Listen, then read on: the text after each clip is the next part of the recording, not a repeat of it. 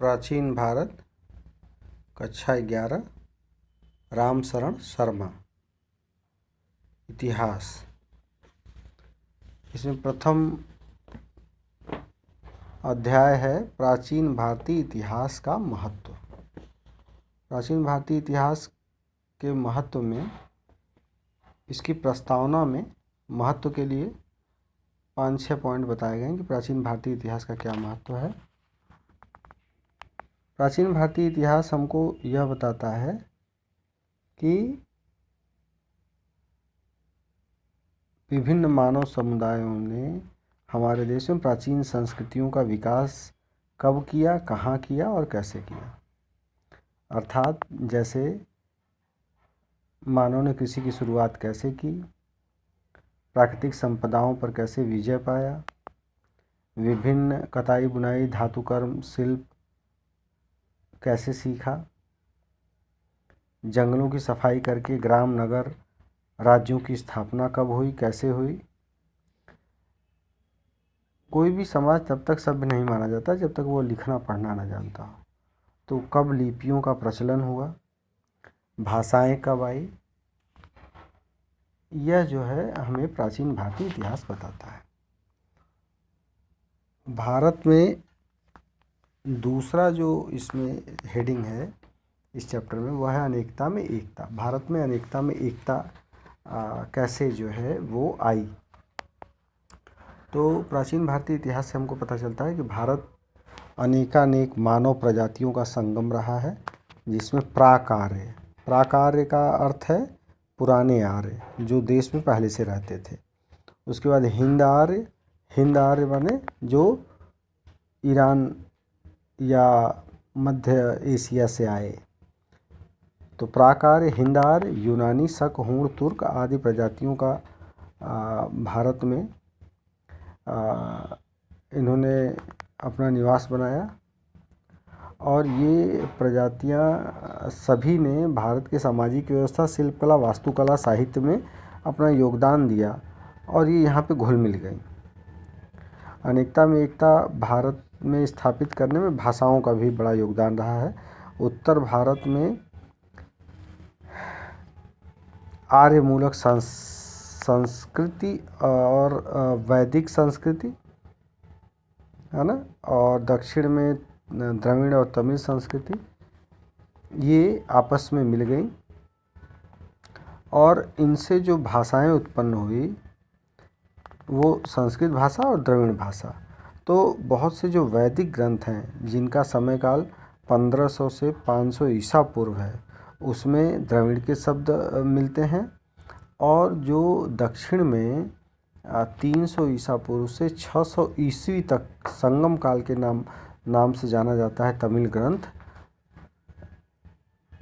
उनमें जो है संस्कृत के बहुत सारे शब्द मिलते हैं, पाली के बहुत सारे शब्द मिलते हैं।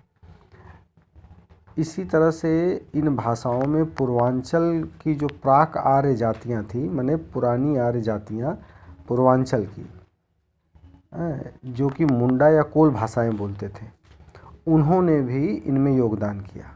और ये तीनों जो भाषाएं थीं, द्रविड़, संस्कृत और मुंडा कोल भाषाएं, ये आपस में मिल गईं। इसके अलावा अनेकता में एकता स्थापित करने में तीसरा बिंदु है विविध धर्म। भारत अनेक धर्मों का आश्रय स्थल रहा, जिसमें हिंदू, जैन, बौद्ध धर्म, और ये आपस में मिल गए, और इन्होंने एक सामान्य, यहाँ के लोगों में सामान्य जीवन पद्धति का विकास किया। उनके धार्मिक मान्यता और रीति रिवाज भले अलग थे, लेकिन यहाँ के रहने वाले लोगों में सामान्य जीवन पद्धति का विकास हुआ। चौथा बिंदु है कि भारत में जो उत्तर से दक्षिण और पूर्व से पश्चिम तक का क्षेत्र है, उसमें इसको हमेशा से यहाँ के निवासियों ने, प्राचीन कवियों ने, दार्शनिकों ने, शास्त्रकारों ने इसे अखंड इकाई के रूप में देखा, और इसको भारतवर्ष नाम दिया, भारत संतति कहा। तो पूरे भूखंड को एकता स्थापित करते हुए एक ही नाम दिया। और यहाँ पे जिन राजाओं ने इन सभी प्रदेशों पर अपना राज किया, पूर्व पश्चिम उत्तर दक्षिण, उनको चक्रवर्ती कहा। भारत में 2 बार राजनीतिक एकता स्थापित करने की भी कोशिश हुई और 2 बार राजनीतिक एकता स्थापित भी हुई।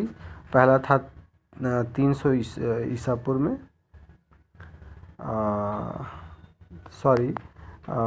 ईसा पूर्व 3री सदी में, और दूसरा था ईसा की 4थी सदी में। पहला ईसा पूर्व 3री में और दूसरा ईसा की 4थी। तो ईसा पूर्व 3री सदी में अशोक ने अपना साम्राज्य दक्षिणांचल तक पहुंचाया और ईसा की 4थी सदी में समुद्रगुप्त ने गंगा घाटी से तमिल देश तक अपनी विजय पताका फहराई। तो ये राजनीतिक एकता उन्होंने स्थापित किया।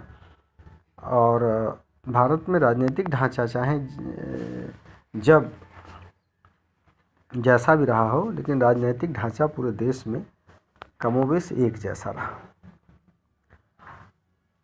इस तरह से अगला बिंदु है अनेकता में एकता वाला, कि भारत में भाषात्मक और सांस्कृतिक एकता भी रही। भाषात्मक और सांस्कृतिक एकता का तात्पर्य इस बात से है कि ईसा पूर्व 3री सदी में पूरे देश की संपर्क भाषा प्राकृत थी। बाद में इसका स्थान संस्कृत ने ले लिया, और जब प्राकृत देश की संपर्क भाषा थी, उसी समय अशोक के शिलालेख प्राकृत भाषा और ब्राह्मी लिपि में पूरे देश में लिखे गए, और बाद में इसका स्थान संस्कृत ने ले लिया, जो कि गुप्त काल तक चलता रहा। इसी तरह से भाषात्मक और सांस्कृतिक एकता में रामायण और महाभारत जैसे जो उत्तर भारत के ग्रंथ थे, वो दक्षिण भारत में भी प्रचलित हुए, और वहाँ पर भी उनको उतना ही स्थान दिया गया जितना कि उत्तर भारत में। अनेकता में एकता के लिए एक और बिंदु है सामाजिक व्यवस्था।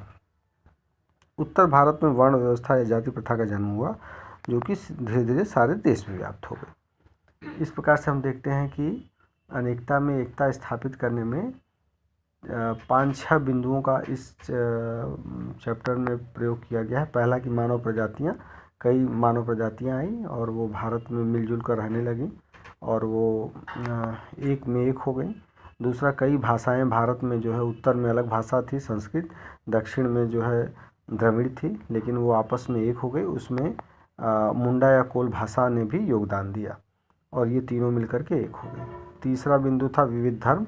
भारत में विविध धर्म थे, विविध धर्मों का उद्गम हुआ, जैसे हिंदू, जैन, बौद्ध, और ये सब आपस में एक हो गए और इन्होंने भारत में एक सामान्य जीवन पद्धति का विकास किया। चौथा बिंदु था कि भारत का जो विशाल भूखंड है, वो पूर्व पश्चिम उत्तर दक्षिण, उसको हमेशा से कवियों ने, दार्शनिकों ने, शास्त्रकारों ने और यहाँ के लोगों ने एक सामान्य नाम दिया, जिसका नाम था भारतवर्ष। और इसी भारतवर्ष पे विजय प्राप्त करने के लिए प्राचीन काल में भी 2 बार प्रयास किए गए, जो प्रयास सफल हुए। उसमें से पहला प्रयास था 3री सदी ईसा पूर्व में अशोक का, और उसके बाद था ईसा की 4थी सदी में समुद्रगुप्त का। और राजनीतिक ढांचा की बात करें तो पूरे देश में राजनीतिक ढांचा जो है, वो राजनीतिक एकता पूरे देश में रही हो या ना रही हो, लेकिन राजनीतिक ढांचा कमोबेश एक जैसा रहा। उसके बाद भाषात्मक और सांस्कृतिक एकता भी भारत में हर क्षेत्र में अलग अलग रही, लेकिन वो भी बाद में एक हो गई, सारे एक में एक मिल गए। जैसे भाषात्मक और सांस्कृतिक एकता स्थापित करने में ईसा पूर्व 3री सदी में प्राकृत देश की संपर्क भाषा थी, ठीक है ना, लेकिन बाद में वो जो है संस्कृत आ गई और संस्कृत फिर देश की संपर्क भाषा के रूप में हुई। उसी में रामायण महाभारत, जो कि उत्तर भारत में प्रचलित महाकाव्य थे, दक्षिण में भी प्रचलित हुए। और सामाजिक व्यवस्था, जो जाति और वर्ण व्यवस्था थी, उत्तर भारत में उत्पन्न हुई और पूरे देश में व्याप्त हो गई। उसका तीसरा बिंदु है इस अध्याय में वर्तमान में अतीत की प्रासंगिकता, अर्थात कि जो हमारा भूतकाल है वो हमारे वर्तमान को कैसे प्रभावित करता है। तो वर्तमान की जो कुछ समस्याएं हैं, उनका उद्गम जो है वो प्राचीन काल से है। तो हम अगर प्राचीन काल को जानेंगे तो उस आधार पे हम वर्तमान की समस्याओं को जो है वो अच्छे से उसका निदान कर सकते हैं। उसमें कुछ समस्या है जैसे कि सामाजिक विषमता, दूसरा है कि पुराने लोकाचार, मान्यता, सामाजिक रीति रिवाज, धार्मिक कर्मकांड, ये जो है देश के नागरिकों में दुराग्रह उत्पन्न करते हैं, है ना। और तीसरा है जातिवाद और संप्रदायवाद। चौथा है महिलाओं को नागरिक अधिकार न दिया जाना या कम अधिकार दिया जाना। पांचवा है निम्न वर्ण के लोगों पर अत्याचार करना। छठवां है संकीर्ण संप्रदायवाद। तो ये सारी जो समस्याएं हैं वो प्राचीन काल से चली आ रही हैं, और इनका अगर हम अध्ययन करते हैं प्राचीन इतिहास के अंतर्गत, तो हमें जो है आगे इसका निदान करने में सफलता मिलती है। इस तरह से यह था आपका अध्याय प्रथम।